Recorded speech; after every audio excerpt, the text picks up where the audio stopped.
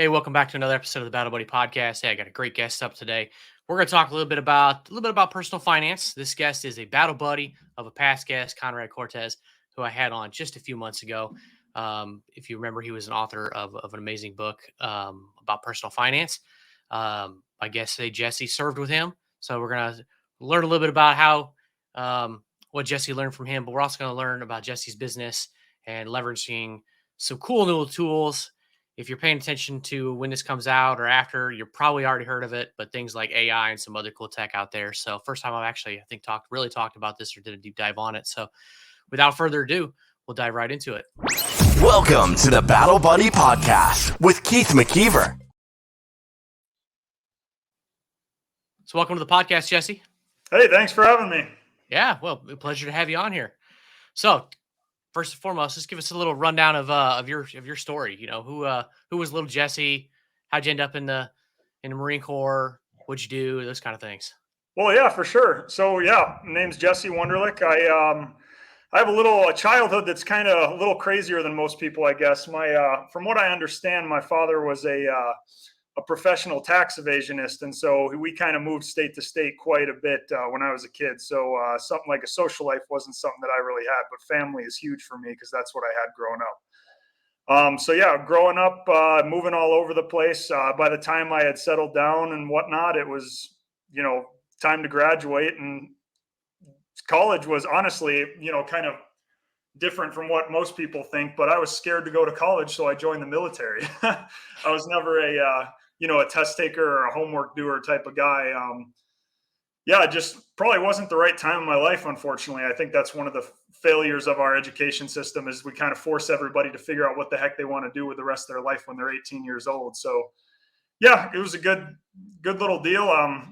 Got out of high school, went straight into the Marine Corps, did my 5 years. And then, like you said, that's where I met Conrad. Learned the hard way about personal finance because I was just like any other guy. I was the poster child for horrible financial decisions when I got into the Marine Corps because it was the first time I had actually seen, a fairly decent paycheck from what I was aware of at the time every 2 weeks, That's like everybody, right? First time you have actual money in your hand other than like a $5 bill standing at the right gas station buying a Coke, right? Exactly. Yep. So, the money would come in and then the money would just disappear right away. And you can ask Conrad about that. I'm sure I asked him quite a few times to spot me money for a haircut because, in the Marine Corps, we got to get one every damn week. So it was good. I mean, I'm definitely glad I did it. And yeah, it's led to a lot of opportunities in my life and just having them, being taught the mental, just all the mental stuff too, like leadership and just dealing with things on a day-to-day basis is a lot easier because, it's just easy to brush the stuff off that doesn't really matter anymore, Absolutely. Well, yeah, that it is. So when serving with Conrad, I'm just kind of curious, how much was he kind of nerding out on the personal finance back then? When we were younger, I guess we both kind of had that interest in the personal finance. I don't know as much about his original story, I suppose. I don't know why exactly he got into personal finance. At the time, it was kind of just I want to share. You're gonna have to go back and listen to his episode. Yeah, that's true. I actually did listen to that, so I probably should know. But the old brain bank doesn't work as good as it used to. But yeah, I know. I joke all the time. I don't remember last week, so it's good. I know what you're talking about. Yeah, but I mean, we clearly picked it up pretty well because him and I we're we just when we see an opportunity, we like to take it. So that's kind of where we're at. Absolutely. Well, clearly, the lessons have worked. You've picked up a few things. So, how much did those kind of lessons and what you picked up there? How much did that transition to you starting your own business? What was that path like? Well, so I think it obviously all does start with finance, I believe. So like I told you before, when I was in right off the bat, just went into debt, basically as much as I could. Whoever would give me whatever, because right off the base, anybody will give you anything for a certain percentage. I mean, think about how many advertisements for the Star Card Yep. There Yeah. are, Oh, right? yeah. I mean, they just shove that in your face. Yep. I got that one in Pensacola, which was my C school. So before I even got to the fleet, I was already looking at, It's like, here you go. looking at Here's your bad credit. exactly. So I mean, but that's the way it works, and it is a pretty predatory type of deal, because it's like you can't take, for one, most high schools in America, they throw you a personal finance class or two maybe while you're in high school, but they don't really hammer it home. And a lot of parents are the same way because I mean, what I think I heard a statistic the other day that said if you had $10 and no debt, you're richer than a good like the larger portion of Americans. And that's just the way it goes because you jump into this adult life not being taught what you need to be taught, and it's a horrible thing. Everybody is set up for failure. And so luckily, I credit the military to my, if you consider it success, I suppose. I like to say I'm doing a little bit more decent than where I should be, I suppose, as the average. But you jump into the military and it's just, I don't know, you just learn all that stuff. Like you learn like leadership, for example, and you kind of learn how to manage. And I mean, I jumped in debt right away. And there was, if I didn't have a guaranteed paycheck, I don't know where the heck I'd be right now. So it was a good thing. And I mean, I took a year or two and I just grinded. I ate at the chow hall. I didn't go anywhere. I tried to sit as best I could and pay off as much as I possibly could. I sold off all the stuff that I had bought, tried to get as much money back as I could, slowly started chipping away at the credit card debt. But the thing here is the whole time I was doing this, I was researching. I was going on the internet, like what's the best way to pay down debt? What's the best way to make money? What's the best way to make money? Like it's all about where you park it for the most part. And I found out real quick that just sitting things in a big, like a checking account, for example, or even a savings account. A lot of savings accounts nowadays have really good rates, but it's still like, I mean, you gotta understand that you gotta put things other places than have it as a liquid asset because you got to have your money work for you or you're never going to get out of the vicious cycle that is, it is the new American dream. So you gotta, yeah, Yeah. it's a tough one, Well, but I mean, you learn as you go. And I mean, the internet is a very powerful resource if you know how to navigate it. I say if you know how to navigate it because there are a lot of people out there who like to spit some crazy mumbo jumbo that will get you into big trouble. So you got to find the right stuff and follow it. There's basics, just easy basic stuff, and you build yourself a foundation and then you just skyrocket from there.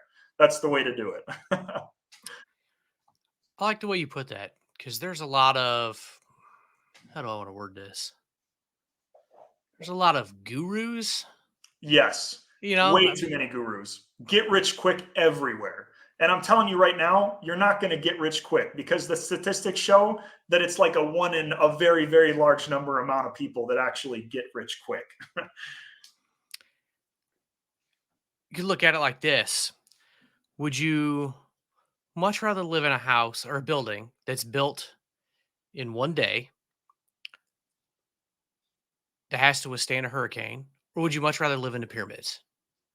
I We know mean, the yeah, pyramids are taking a lot longer to build than a day, and yeah, they've they're lived pretty for heavy too, thousands of from what I years. know. you know, yeah, my point is like it took so long to build those. It took so many people. They were so well built. Yeah, Or like the old saying, Rome wasn't built in a day. right. I saw something on I think it was Facebook the other day, or maybe it was a website somewhere that there is still a bridge in Greece. I think it is. That's like 3,000 years old, and there's still cars that drive over it. Yeah, it And was it's a just little like a little RTA bridge. bridge, and I'm like, what? Seriously? Like, and then I was like, well, okay, I guess I'm not surprised. Like I'm Yeah. surprised, but I'm not surprised. Yeah, there's some sort of thing out there. I haven't read too much into it, but there's a lot of places that try to make things, they don't last as long for a reason now, like everybody's out for profit and all this kind of stuff. And I mean, I suppose I should put in there too that a lot of the times it is like the more efficient stuff. Like technically, the more efficient something is, the less time it actually is good. That's just the way it works. We're not at the point yet where we get all these good, renewable, sustainable technologies that last a very long time. We're just not there yet. So, but yeah, everybody is still definitely for profit. So you got to kind of Yeah, jump into well, the game and make sure you stay or keep up. yeah. I mean, I see that in my career, I'm in real estate. I still see every now and then, I still see, furnaces that are still like pink or green or Yeah. yellow. And people will be like, wow, is that old? I'm like, oh, yeah, those are old. I mean, those are like 50, 60 years old. I said, I bet that thing is still trucking along. Oh yeah. That thing might Yep. go out next week. That thing might still also go for 20 more years. Who knows? Right. I mean, those things were just built to last. Yep. It- They I sure mean, were. you know, still see fridges and stoves from the 80s. Like Yeah. they still work. Like they're not even worn out. Like Yeah. Well, they've everything's built about things different saving back in the day. resources now. Back in the day, everybody could make these giant, like these just solid machines that lasted forever, but now it's just, we hit 8 billion the other day. I don't think a lot of people know that, but we're not at 7 billion on the planet anymore. Like there's 8 billion plus humans on this planet now, So there's a lot of people with a limited amount of resources. And granted, there's a lot of people who think that, we might run out at some point, but I like to remain optimistic. And a lot of the bigger guys are saying, yeah, we've got resources for quite some time. So I don't know. Us as the general population, I'm a big believer in the fact that we won't know a lot of the truth so I just kind of I like to keep my circle close and do what I can for the people that I care about. That's That's true. my big thing. Because if you go too much further out of that, this is a big world and you can get lost in it real quick. That's why I live in the Midwest. Because I live in a small town of 1,400 people, and that's even big for me because I'm used to living even smaller. But it's so quiet. There's nobody around. That's my type of thing. Because then I just have my friends and my family, and I love it. Yeah, you make one good point. Like you don't know what the future holds. We don't yeah, we don't know about these resources. Will they run out? Yeah, possibly if we keep ruining our planet. I won't go Right. too far down that rabbit hole, but it's not going to happen in our lifetime. So, should we do something about it? Yeah. Probably. Well, here's But one thing that I like to yeah, think about, right? If the world, the sun, right? For not to get too crazy and scientific, but the sun itself, I think in like another, what is it, 900 million years or something like that, the sun is going to become too large and it's going to boil the earth. That's just the way it works because that's how we track these type of things in like astrophysics and stuff like that. So, we've got a little bit of time, if we can get our resources pooled, but who the heck knows what's going to happen? But there's a lot bigger issues and a lot more long-term issues that we've got to figure out too. All we kinds still of we still don't even know what happened in the past. I just watched a right. Netflix documentary the other day about some cave in Africa where they found some other Homo species Yep. that was like 250,000 years old, and then they found cave etchings in there, and then they found that was the oldest recording any kind of Homo species or genus, whatever, that buried its own. And I mean, I was just watching it. I was like, this is just Yeah. crazy. This is just 250,000 years ago, and the Earth's been around for how long? Right. And it's like it's mind boggling. And we haven't even been all the way down to the bottom of every part of the ocean. So Yeah. but We we got a long way technology to go. technology advances. Who knows what the future holds? But I don't Right. I don't think I don't think it'll advance to the point where we start living 200 years or 1,000 years ourselves. Our bodies won't do that. I don't think. But You never know. You should check out. There's a lot of new research in anti-aging and whatnot. That's pretty scary to some people, actually. see, I don't know if I want to live that long personally. Yeah. Well, that's just it. You never know because the future could be just as scary as we think it is going to be. Heavenly, basically. So we Well, it's got to kind of be scary to think about where technology has come from too. Like, right. I know that's one of the things I wanted to talk about here was technology, but I think sometimes you have to realize where you're at and where you've Mhm. come from. And I've thought about that a lot. I've lost all my grandparents now, but if you stop and think about like as veterans, right? Let's think about our World War II generation Yeah. of vets that are still out there, the handful of guys that are still with us. What did they see in their lifetime, right? Yeah. I mean, these guys were born 100 years ago. They were born on farms with no technology, right? I Yeah. mean, look at what cars were like back then. They've gone through their lives of gone through the depression and World War II and the Mhm. 50s and putting a man on the moon and computers and the internet, and here we are with a new age with artificial intelligence Yeah. Well, yeah. in 100 years? Oh yeah. See, the artificial intelligence is kind of a different beast entirely, right? Because as far as we know so far, like we have all these they're called narrow intelligences, right? Like you've got your Alexa, your Siri, like anything that you can think of that has something to do with technology most likely has some sort of narrow intelligence associated with it, right? So the big thing here, the reason that it's getting so crazy right now is because we are making big leaps in terms of like getting closer to what's called a general intelligence. And that's basically where it starts learning for itself, right? I The think that's where thing people start here, getting scared, right? right. Well, it's people misunderstand it a lot because they've seen the Terminator movies, right? And while that is a possible outcome, of course, that's, it doesn't defy the laws of physics. And technically anything that doesn't defy the laws of physics can happen and will happen somewhere, right? But AI still has to operate by its programming. As far as we know now, we have never dealt with a sentient artificial intelligence. But then again, people like to say, like, it's not the consciousness we're scared of, right? Because we still don't understand consciousness itself. It's the intelligence. They're two separate things. Intelligence, it doesn't need a consciousness to run, right? Intelligence it can gather information, and this is a data-driven world. But you think of something like a general intelligence, right? They call that humanity's last invention. Okay? They call it that for a very good reason, because if you get a powerful enough general intelligence, this thing will be able to compile every piece of data that we have ever created in the history of humanity, right? Every single piece of that. And it's just one single brain. Think of it as one brain that's cross-referencing every data point that we have ever created for entirely, So it's just, and it's moving at the speed of computers. And we've got the next generation of computers coming down the line called quantum computers that are basically the most efficient computers that you can physically build because they're working off of atomic structures. That stuff is just insane because it's such an exponential leap forward in processing power that, you combine that with some sort of really in-depth artificial general intelligence and you'll have a super intelligence in no time.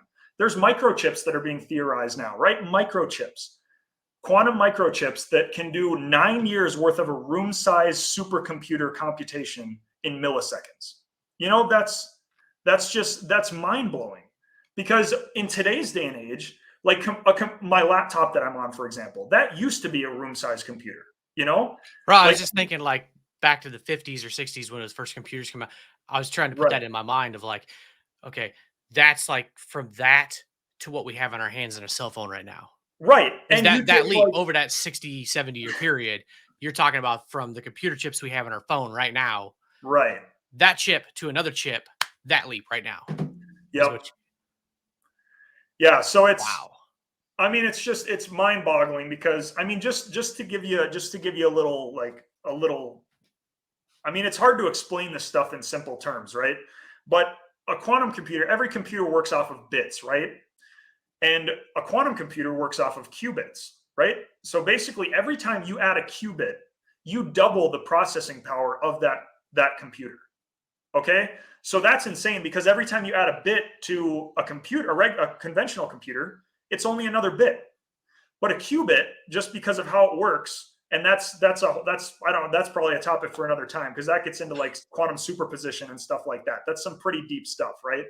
But every time you add a single qubit, so let's say you have IBM and Google are working with a place called the Chicago Quantum Exchange right now. It's a bunch of different universities that are trying, and their goal is by 2033 to come out with the first 100,000 qubit quantum computer. Okay, so that in itself, so it's 2 to the power of however many bits. That's how powerful a quantum computer is. Okay, so if you have a 64-bit computer, if you put 64 qubits over here, that's 2 to the power 64 in terms of regular bit power. You kind of following me here? We're talking massive numbers. Right. Yeah. So insanely massive. Right. But the crazy thing here is like if you add 1 qubit, like you turn that 100,000 qubit quantum computer into a 100,001 qubit quantum computer, that is now twice the processing power. So it's just like it doubles every single time you add a qubit, you know? So that just in itself, like our minds weren't developed, like we didn't evolve to think those kind of numbers. Like we can't evolve on that type of scale, just doubling every single time. Like and then again, to add an artificial intelligence, that's why it's just so. And my brain just went back to those people in the cave making stone tools 250,000 years ago. Right. Yep. Well, like you said, I mean, the Earth itself, right? Currently, we think the universe has been around 13.8 billion years, right? Billion is a big enough number for us to even, like, we can't even really scale a billion. You know, like, what is a billion? What can I look at to really get a sense for what a billion is? And then you go to the Earth, which is younger than the universe, obviously, 4.6 billion years, I think we're at. And then we're looking at, I mean, you know, like humanity. 250,000 generations, right?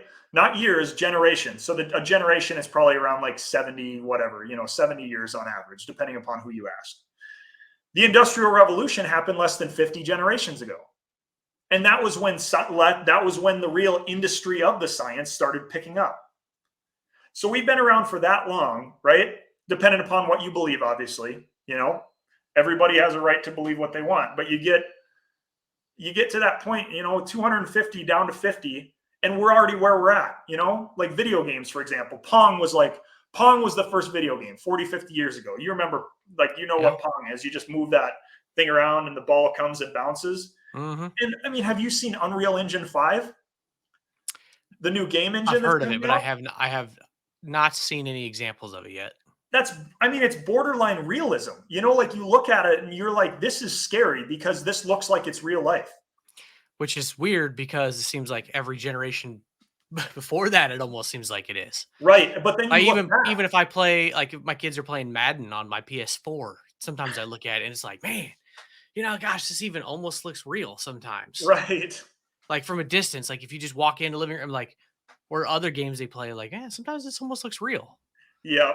Like, and that's just a PS4. I've had it for 10 years. Like, right. Well, I mean, I love going back too, you know, like when Halo released their Master Chief collection, I was in love, you know, because I was a Halo guy growing up my whole life.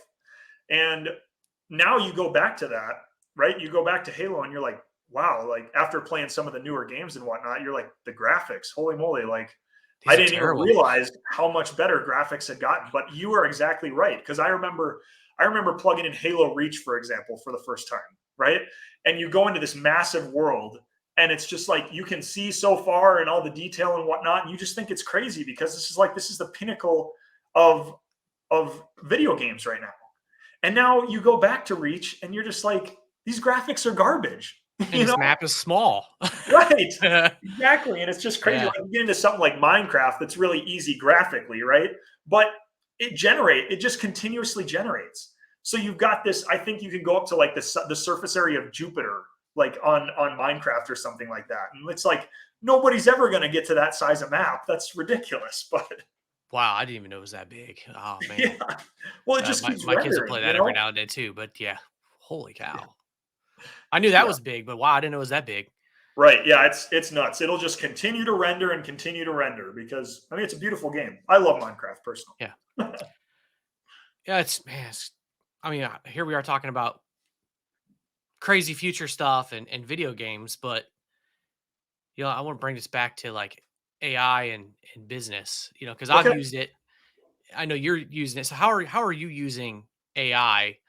Okay. Everybody's probably thinking of the same thing. I'll just throw it out there. ChatGPT. I know that's probably what everybody's probably familiar with. If you've heard of AI, if you haven't heard of AI, go look up ChatGPT.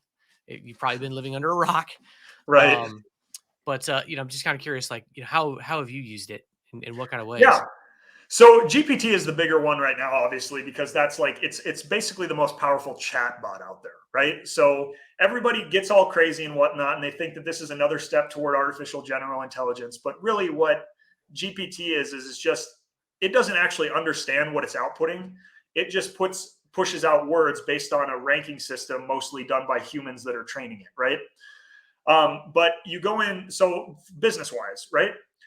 I love ChatGPT for just writing up anything. Like, I told you about my WonderFit supplements. I have a nutritional supplement brand called WonderFit Labs. I go on there. I want to look for like a description, a product description, right? I can go on ChatGPT. I can tell it like, hey, I would like write me a product description for a branched chain amino acid product from a company called WonderFit Labs, right? And it will generate just a beautiful, like, honestly, if you go onto my website, wonderfitlabs.com, you go on there, all of those descriptions are generated with ChatGPT. You just kind of got to go back and make sure that it fits your specific product, because obviously my supplements are different than someone else's supplements type of Yeah, deal, great point to say. Proofread. Don't Yes. just copy and Yes. paste. Yep. Oh yeah, exactly. That's huge. But I mean, I've even gone as far as to put it up for legal documents. And this is, obviously proofread. But I have a gym as well, Otter Fitness, right? Otter Fitness Garage. That's the chain gym that I'm working on building as well. And I go on there for membership contracts and liability waivers. When I was first looking for a better one, I could go to a lawyer and I could pay him a whole bunch of money, to draft me one up. But in all reality, if you just cross-reference certain things with the internet, and don't get me wrong, I probably shouldn't be putting this out there because I'm not a lawyer, right? So this is not legal advice, but it's pretty Good disclaimer. simple. Right? Disclaimer. Ding ding. But it's a pretty foolproof system. If you go to ChatGPT and you say, hey, draft me up a liability waiver, and then you read through it and you say, okay, add this in here, or whatever. It's a pretty decent system. And it's fairly accurate in terms of what's going on right now. GPT is still only accurate up to 2021, but for most legal documentation, it's not really that big of a deal to lose out on the last 2 years, But yeah, it's powerful for really anything. I mean, a lot of people use it. You can implement ChatGPT into your customer service, for example. A lot of people are doing that to save a huge cost on employing customer service representatives. Because if you have a chat bot that you can train on your own, on your own business, then it's super simple to just implement that on. And I don't know if a lot of people still call in, right? I used to be that way. I used to be big on calling in. Like if I had a problem with, a credit card or, I'm big, I call a lot of financial places because I'm always doing finance, right? But nowadays I can go on and I can jump onto their virtual assistant or their chat bot, whatever they call it, depending upon which, brand you're working with. But those chat bots are pretty damn decent at, I mean, I've replaced most of them. I've replaced most of my calls with just going online and finding out to see if they have a chat bot. So if you're in a business or anything that utilizes any sort of customer service, which most do, you should really think about probably getting a chat bot into, whether it be your website or, wherever. That's a very powerful tool because it is. AI takes the place of humans, unfortunately, in a lot of different aspects. Not everything quite yet, and it would probably be a long time before it's everything, but people really underestimate the power of exponential growth now. Technology is growing faster than it ever was, and that's going to be the same until we find the literal end of physics. And that's still a ways away, right? But people just, like I said, human brains aren't designed to understand this type of growth, right? We're getting to the point where we are starting to break away from evolution and we're starting to evolve ourselves, so I don't mean to trail off from AI in business, but AI is, to jump back, AI is very important for business. And if you don't keep up with it, you're going to fall behind. That's just the sad, You sad definitely, reality of it. if you're not using it, this is your wake up call that you Yes. need to at least Google ChatGPT. You need to get in there. There are, there's a lot of ways you can use. I did all the SEO, the Yeah. descriptions, the titles, everything on both my websites, real estate and the podcast. I write all the descriptions for each one of the shows through there. Every YouTube video I do for anything is pretty much written with AI, either vidIQ or ChatGPT. I did a presentation the other day with another AI platform, where I just went in there and said, hey, I need a presentation on this. And needs this in it, this. And I put bullet points on it. Here's what each slide has to have on it. And Right. it spit it out for me. It did the creative stuff for me too. Whatever that platform was, I've got it in my bookmarks. But like, there's so many different cool. I didn't have to sit there and spend 4 hours creating a PowerPoint. Right. It basically did it for me. I exported it from that program into a PowerPoint, and then I made the tweaks where I wanted it. And in about an hour, I was done. I saved myself 4 or 5 hours of That's work. the other thing. Time. That's one thing that as of now we don't have a lot of, right? And so if you're going to waste your time doing something that something like a free chat bot could do, then you deserve to, you don't deserve the life that you want. You have to think outside the box, and you have to, like, if you really want to live the way that, in your dream, not everybody's dream is to be rich and successful. I got to put that out there first. But if you want to be, in that sector or whatever, you gotta make sure that you're delegating, right? That's another militarism, right? Delegation. That was one of the most important things for leadership and management. If you know how to delegate and run a tight ship, then that's a beautiful thing. And you can nowadays, you have the power to delegate to a free generative AI, and like you said, what would have taken you like hours, it just takes a few minutes of proofreading and whatnot with a chatbot.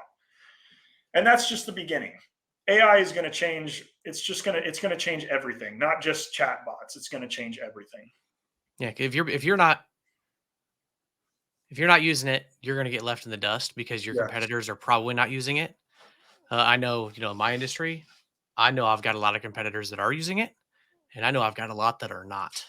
Yep. So you have to be using it, and you have to be constantly trying to find other ways to use it. I mean, you could draft anything. You could just copy and paste something in there, say rewrite this. You could try the legal documents. I haven't tried that. Blog articles. I mean, you could do just about anything. I mean, Yep. you name it. It can do just about anything for you. Yep.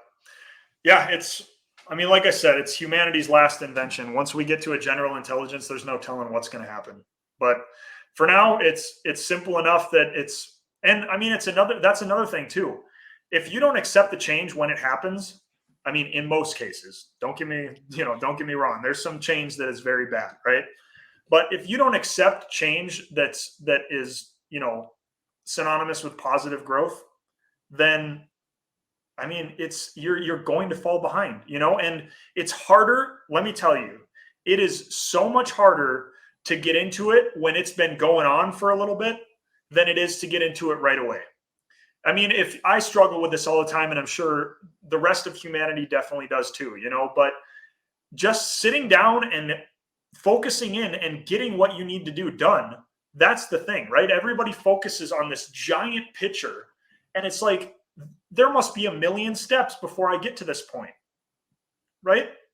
And it's like, what I try to do now more than anything is focus on the small steps, right? So you got to keep that big picture in your purview, but you got to focus on the small steps, because I think the thing that deters most people is they see the amount of work that some of these things take, and they don't take it day by day. They just sit there and they stress about how long it's going to take, how whatever it's going to take. And then again, I know people have heard it 1,000 times before. 2 years down the line, 4 years down the line, 10 years down the line, you're still sitting there thinking, oh, that's too much of a process, And it's like, if it was a 2-year process, for example, you could have been done 8 years ago, if you just sat down and started doing it. And don't get me wrong, I'm a hypocrite when I say that, because there's plenty in my life that I wish I would just sit down and get done, but procrastination gets the best of us, and it's scientific. Your body's fight or flight, literally, that is what procrastination is. If you're stressing about something, then your brain naturally tries to avoid it, because that's what it's evolved to do. You have to break that cycle. That's just the way, like, that's science for you. We know for a fact that is the body's response to stress and fear. So if you're stressing about doing something, your body is not going to want to do it. Well, your mind specifically, but you just got to break it, because that's just evolution telling you not to do what's going to better you in the long run. It's a tough place to be, though. to try and overcome your mind. Yep. Very true. I, wi- I can't come up with any theories on how to do it. I mean, sometimes you just kind of, sometimes you do. Yep. Sometimes you have to just will yourself to it, I guess. But Yeah. you know, I mean, that's really the only real way to do it is just to do it. There's no, I don't have any secrets or anything like that, and like, and like I just said, I don't really, most procrastination still gets the best of me. So even if you're trying to put your head down and grind the work, it's still going to show up. But the good thing about us is we're teachable. Our minds are very, very beautiful things, right? And so if you can continue to overcome that procrastination, then it does get easier and easier and every time. I don't know if there's really a way to completely mitigate it, but yeah, for the most part, I mean, we can learn. We can definitely learn. it And all that's with goes anything. that all goes hand in hand with philosophy I learned back in college a few years ago called opportunity cost. Yep. So like you really don't want to do it, and so your mind's like, yeah, okay, don't do it. And so the opportunity cost is you're looking at, do I do this for my business, or do I just sit on the couch and play video games, Right. or do I go do something fun, whatever the case, whatever it is. And so you do that. Well, the cost is you decided to go have fun and not work and grind on your business and do the thing that you really needed to do. And Yep. so you didn't get it done. You procrastinated. And so guess what? Tomorrow you have to do it. Right. And that's Yep. where procrastination comes in. You get to the Yep. 11th hour and you're like, all right, now I got 30 minutes to get this done. Yep. And then Here's the my quality of deadline. your work goes down. It's if you spread it out and do it, just get it done little step by step and just make sure you're doing the quality items as they come up, then I mean it's fairly simple to stay on track. A good couple books is Atomic Habits and Deep Work. Those are two that are really good. Deep Work really talks about how, especially in today's day and age, the people who have the power to focus on something are leagues ahead of other people, because there is, I mean, it's sad to say, but in the new day and age, with just the digitalization of everything, including entertainment, everybody's on the entertainment craze. People, I mean, you look Yeah. around and everybody's on their phone, and I mean, I'm guilty of this too, but you have to find a balance, because you stay and you just you scroll through all those whatever all day long videos and whatnot.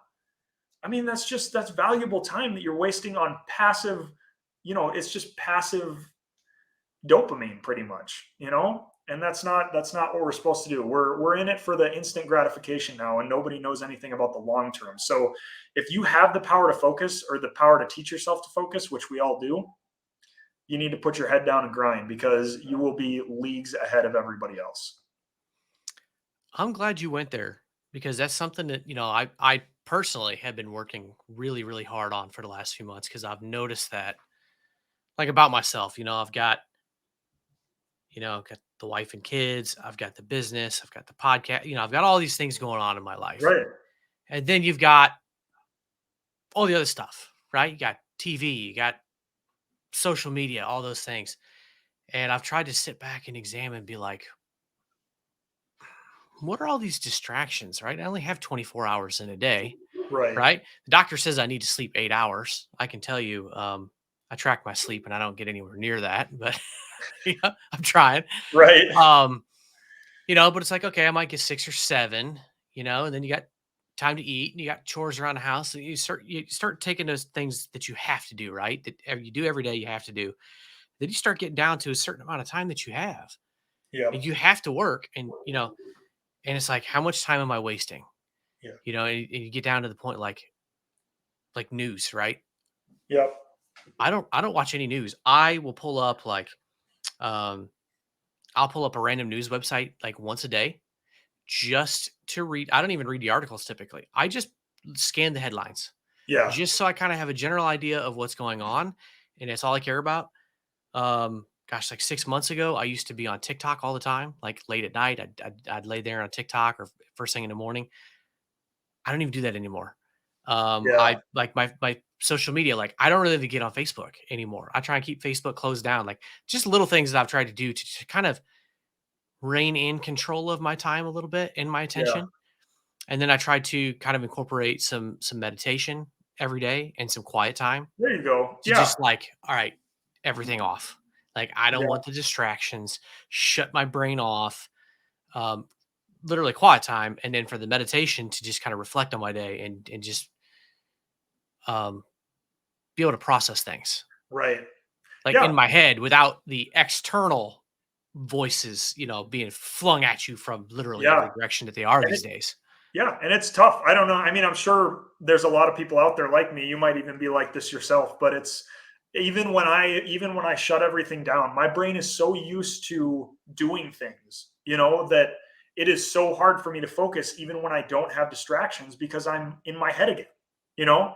And it's like, what do I need to be doing? Like, it just seems like I always have to have something that I need to complete, And so it's just, I've been really working recently on, Andrew Huberman is a good guy to he's a good guy to listen to because he takes the science into different things like focus, for example, and focus is very important, obviously. But yeah, where was I going with that now?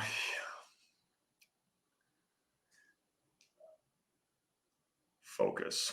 Yeah. Nope. Sorry, I lost Yeah. that one.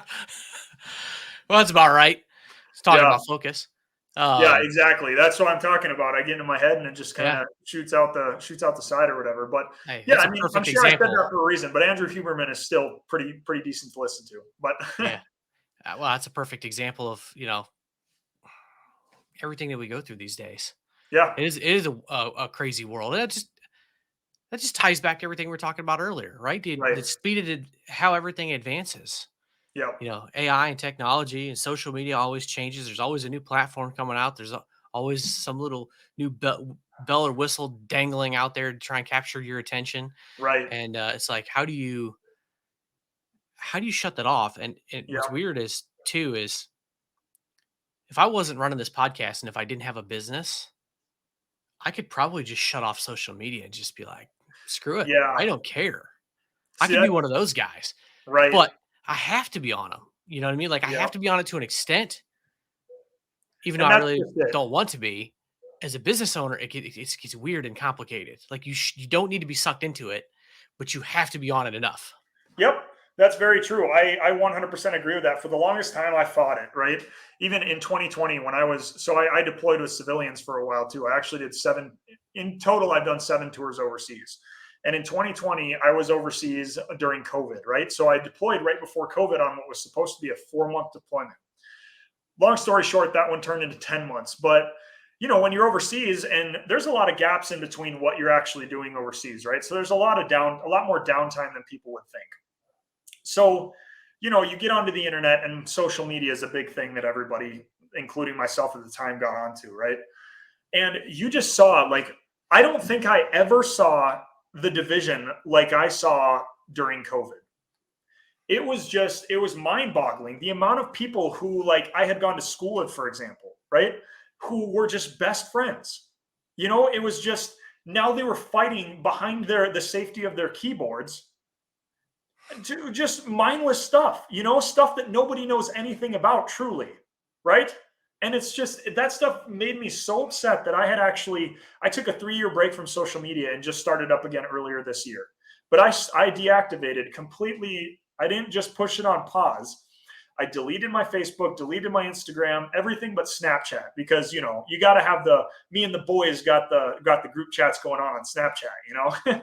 But yeah, I deleted everything right up until earlier this year, when, back to your original point now, you realize, okay, I've got to do some of the social media to keep up in today's day and age. And that is the truth. Because if nobody knows about your brand, then you're not going to get very far. Yeah, like I said, it makes it a weird pathway to walk. Like you have to Yep. straddle that line of like you got to post, you have to be there, you have to post and engage and Right. do the right things, but don't get sucked down the rabbit hole on your personal page. Yep.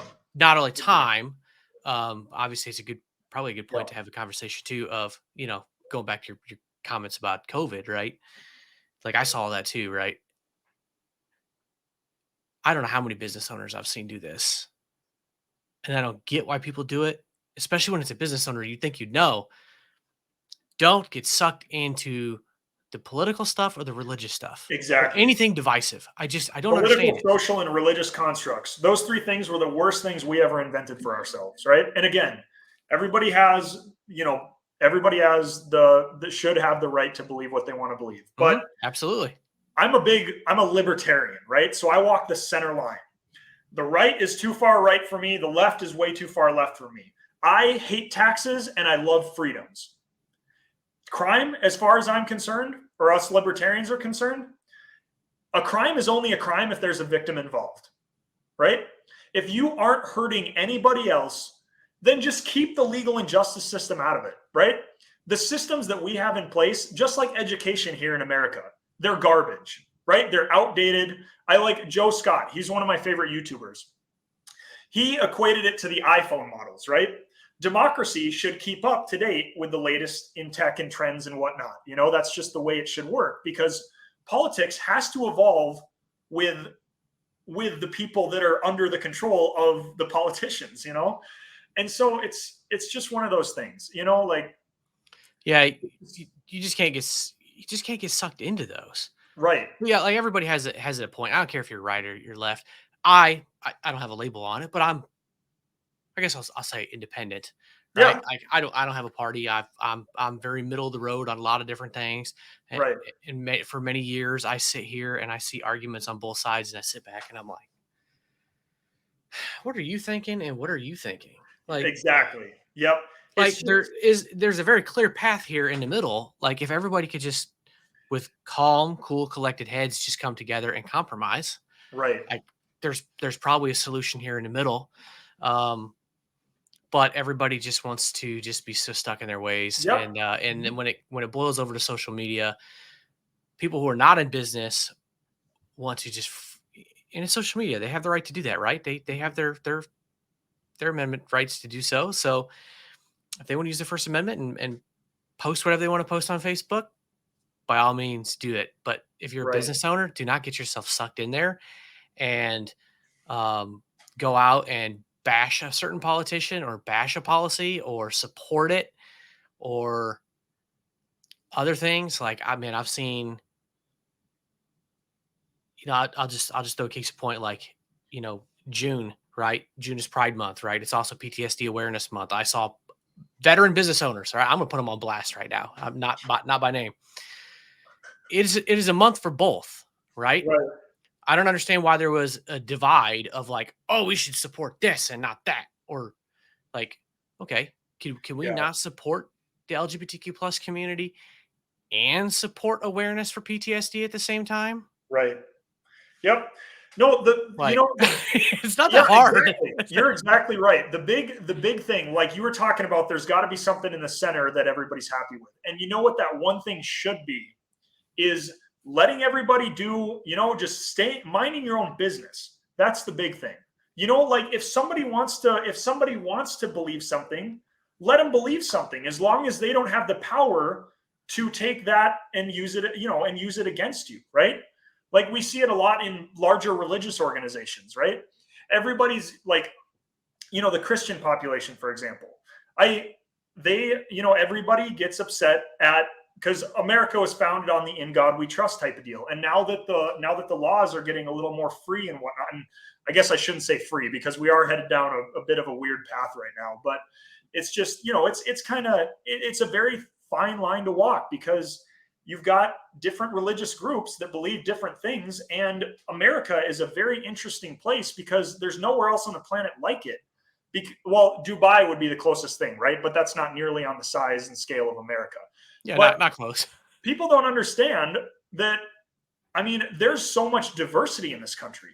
There's an insane amount. We have some of the most diverse.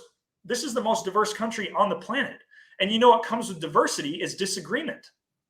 So that's why we have such disagreements here. Like if you look at a lot of smaller countries, granted not, the war-torn ones and whatnot, but a lot of smaller countries, changing policy is a lot simpler because everybody is more of the same mind, because everybody has been there for a lot longer and coheses together a lot better, but when you take a place that's 100 plus or 300 plus million strong, And I mean, we're all immigrants. Everybody here but the natives are immigrants.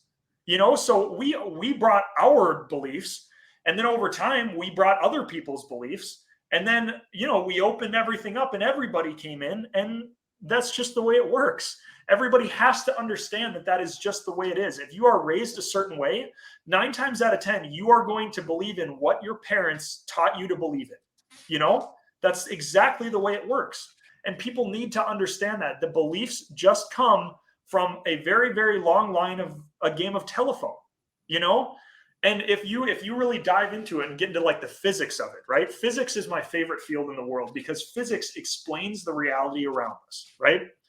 And so if you just get into that and really soak it in and start to like just kind of understand that essentially, and this is my beliefs obviously, but essentially everything is just kind of there. We don't know how it came about. We don't know why it's here, but it's here. And so it's like, why live that, if it did show up by chance, we are a very, very complex and beautiful form of life, right? So why waste that on typing a post that's going to piss people off? It just doesn't make any sense, right? So it's just, when you really get into the science of things and you realize how small we really are and how, I mean, the lottery is like 1 in however many billions, right? Well, complex life such as our own is 1 in basically an infinity, right? And so it's one of those things like, why are so many people on this planet wasting their time fighting with each other? It's all about beliefs. One person believes this and the other person believes that, but they don't understand that you're basically trying to convince yourself out of your own belief, because everyone who believes something has a cognitive bias toward what they believe. And so if you're going to fight you believing something, fighting somebody else who's believing something, think about how you would take that. Like, okay, this guy is trying to change my beliefs, right? And that's what happens all over the place. And everybody is so stuck in the fact that their way is the right way. And that's not it. Everybody needs to get the hell away from that. And imagine what the world would be like if we all just dumped we just wanted good quality knowledge. If the whole world was just about furthering the human race itself, if we could get everybody back up on par, like we could bring all those people that are struggling up to our level, it can be done. It's just, it's very hard because people don't like, because there has to be a little bit of this, right? Everybody down here and everybody up here, there's got to be a little bit of this, right? And so the issue is everybody up here doesn't want to give up that so that everybody can be here, And I'm sure there's ways to make it so it goes like this, right? But those are probably a lot harder. My personal thoughts are like going back here a few minutes, like we are all, like you said, like everybody kind of just here, like, where do we come from? There's like an impermanence to life, right? Like we're all sentient beings. There's an impermanence to life. We're all born. We're all going to die. We're all here against extreme odds. Like you said, like 1,000,000,000. I mean, it's like extreme odds that we even make it here. I think it's Gary Vaynerchuk. I think he even quoted something like, you got like 1,000,000 to 1 odds that you were even conceived. Yeah. And then think about the fact that you were even born. Right. Then when you think about the fact that you even, depending on what circumstances you were born into, think about the fact that you even made it to adulthood. Yeah. So, but then, there's like this impermanence to life of like, everything around us, nothing's permanent. Everything's changing. Everything's always changing. Everything around us in this world is changing. We change. If humans all died today, guess what? The buildings would deteriorate, the plants would grow, the animals would live and die. Like everything would change. And It'd be like that Will Smith movie for trillions of years until its inevitable heat death. Yeah. And you know what? When the sun gets that big and the earth just melts, guess what? That's changed too. Yep. And then the universe would continue to change. It's just everything just continues to change. But I think that I think if you just look at things in the right way, of like, if you realize that everybody has different beliefs, And if you accept it, like, hey, you might have different beliefs. The person next to you might have different beliefs. Just realizing that people have different beliefs and just be, hey, your beliefs might be different than mine, but it's Yep. okay. It's Exactly. okay. I don't Yep. believe the same thing you do, or may not, but it's okay. I'm not going to hate you for it. I'm Yep. not going to put you on blast on social media for it. Like, Right. you may believe in a different political party than me, or you may believe in a different religion, or you may believe, I don't know, that this particular vaccine creates this or that or whatever. I mean, there's all kinds of, Right. all the crazy stuff you see on social media, but Yeah. if we just, I just wish we could, as a society, just get back to just loving and accepting people for who they are, Yeah. not necessarily like what party they believe in or things like Right. that. Like, we just let so much stuff divide us, Yeah. Well, and then that translates over to business too. Like, then you, if you make those stances, then it ruins your reputation and you're going to lose customers. You could lose your business. You could, yep. I mean, Better to gosh, just there's stay so out of much, it man. completely. Yep. Yeah. It's, it's weird. But then, I mean, how often do you see that though? Well, I mean, you just got back on social media, but like, Yeah. I've seen it over the last couple of years, man. It's like you see a business owner just, open mouth and insert foot, on social Yeah. media, and you're like, what are you Well, doing? yep. You know what? Seriously. I will admit though, that 3 years that I took off, that has been the biggest 3 year growth period of my life. I will admit, just not just financially, but mentally and like just, I just feel all around better rounded because I took a break and if I'm being honest, what I did was I jumped into the scientific world.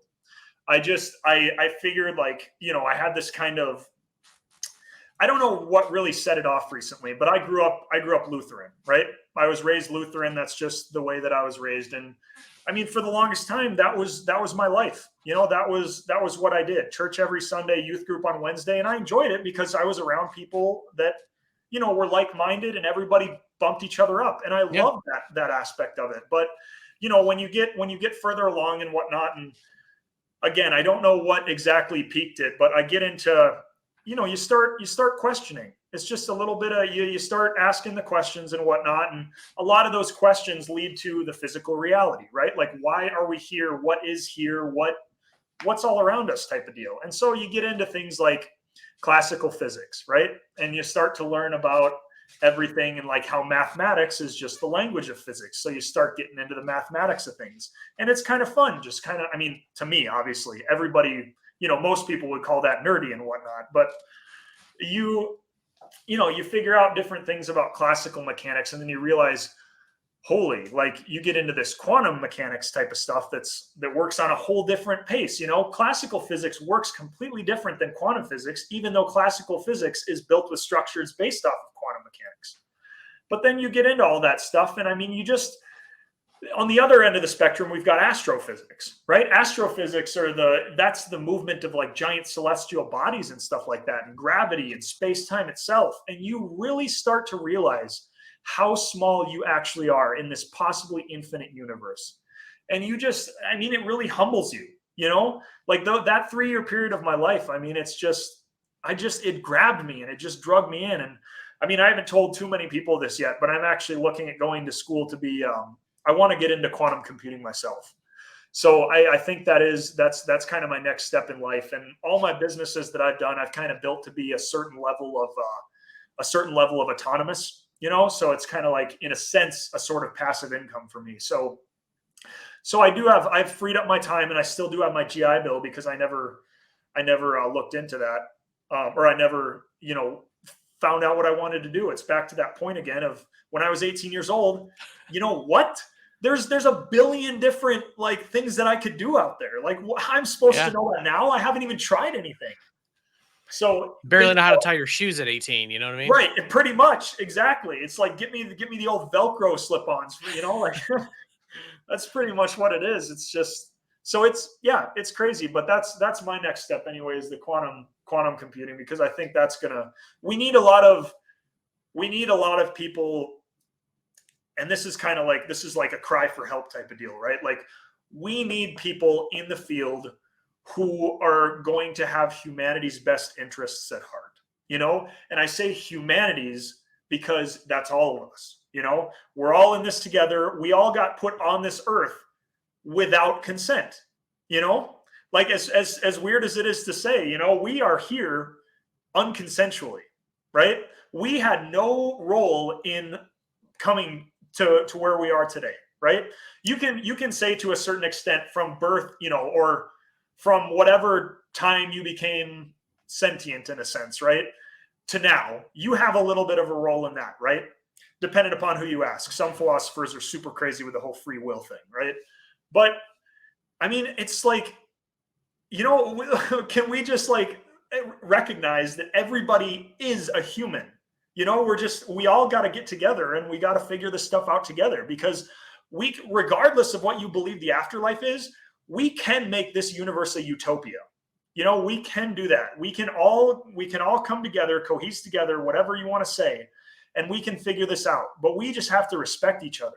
That's the big thing. Everybody is going to have their beliefs, because you're not going to have one mind. Eventually, way down the line, depending upon who, the AI experts you ask, and like us integrating into the one mind and whatnot, maybe then, but that's super far off and dystopian as hell. So let's not get into that. But right now, I mean, we've got a chance, we have a huge chance to make the future a very, very powerful thing. And just imagine, anything anybody could think of, heaven, right? Everybody always thinks of some form of heaven or utopia after you die.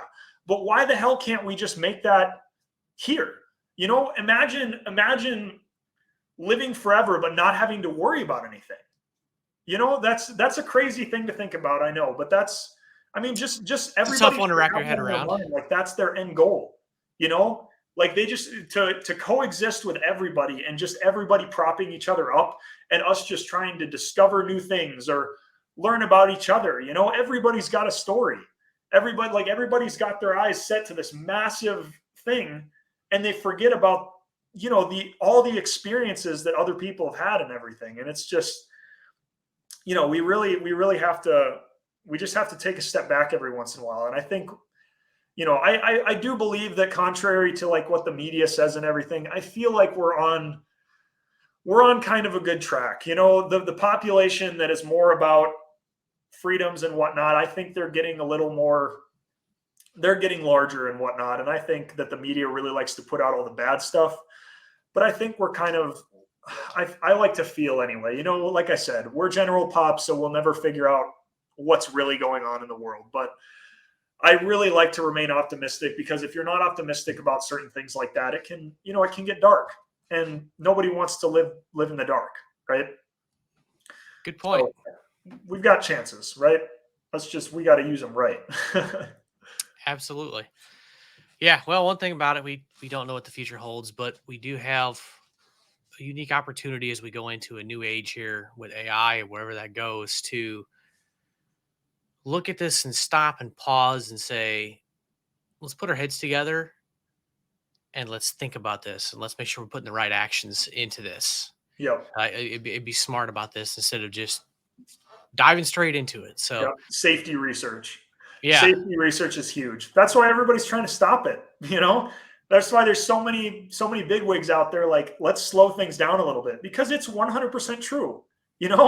Like a lot of the things that some of these technologies are doing, we don't even understand how they're doing it, which is scary in a way, but people are still trudging forward for the profit. Everything, like it's obviously about money, but one thing that it's about almost equally now is data. Data it's basically like a currency nowadays, because people will dish out insane amounts of money just to get data. Mm-hmm. And so it's almost like it's worth more than the money that's even being spent on it. Because if you have data, data is how all algorithms work, right? Like anything that you watch, like, you talk about, oh, I want a pool noodle for the pool out back, right? And then all of a sudden you're scrolling on your phone and there's an ad for pool noodles, and you're like, what the hell?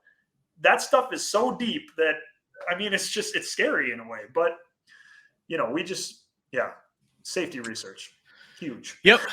Absolutely. I think that's key going forward. So, well, I want to thank you, Jesse, for coming on here and kind of sharing with us, and kind of a deep dive into AI and where this world might go, and how we can kind of realize it's kind of a noisy world, and we need to Yep. kind of find that balance and whatnot, and kind of caution ourselves, Right. through social media and as we go through this. So, but you mentioned you had two different businesses. I got one scrolling across here. I didn't put the other one in a ticker, but Yep. tell me a little bit about your businesses before we wrap up here. All right. Yeah. So, I mean, Wonderfit Labs, we got some, just some basic supplements. I got sick of all the supplements that were out there that were just kind of like, what's in these things, nobody really knows. So, and a lot of them had a bunch of extra stuff in it too. So it's like, I just want the bare bones stuff, protein is good protein. So I put protein in a tub.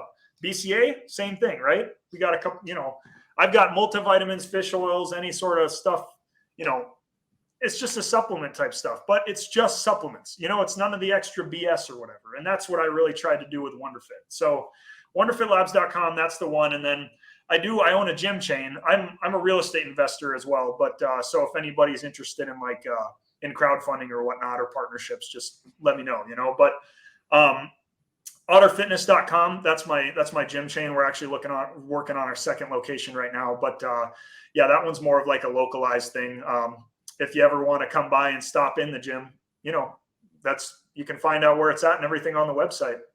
Awesome. Well, I will have everything, in the show notes for anybody watching or listening, and they want the links. Have no fear. Like always, it'll be there. All right. So, once again, I appreciate you stopping by, sharing with us, Jesse. Yeah, of course. Thanks for having me, Keith. Yep. Here you have it, folks. I hope you enjoyed. Remember, as always, check out the website, battlebuddypodcast.net. Like I always say, if there's a resource that's not there and you think should be there, email me, direct message me, call me, text me, whatever. Let me know what you think should be there, and I'll see what I can do by getting it on there. And if you're struggling for any reason, remember the National Suicide Hotline number is 988-PRESS-1. Remember, the key thing here is we want you here tomorrow.